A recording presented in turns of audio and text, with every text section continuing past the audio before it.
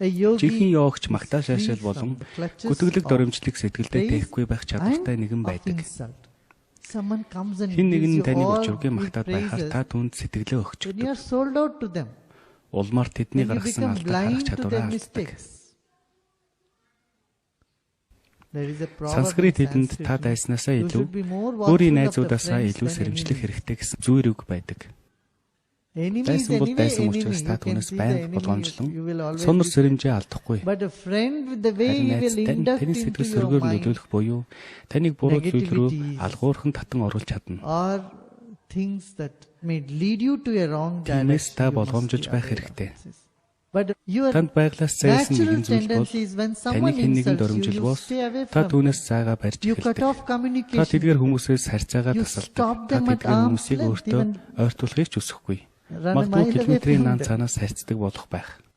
Нэгэн энтхэг гигантын инхүү дуулсан байдаг.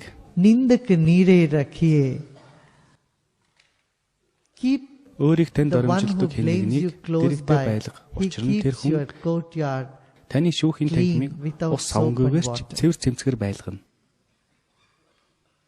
Гэрээ цэвэрлэхэд тань угаалгын нутаг хэрэггүй болно. Таны гэр маш цэвэр цэмцгэр байх болно. Учир нь таныг алдаа гаргах бүрт тэр хүн таны алдааг заана. Хараач чи алдаа хийчлээ гэхэд шүүмжлэлээс зайлсхийх хэрэггүй.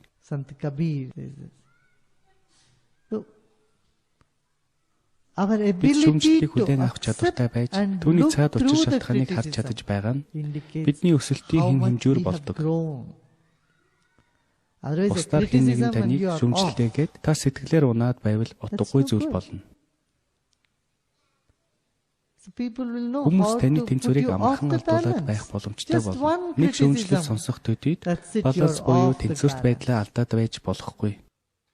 Йога гэдэг зүйл нь тэрхүү балансыг барьж сургадаг юм. Асанаг та нар мэднэ, тийм үү?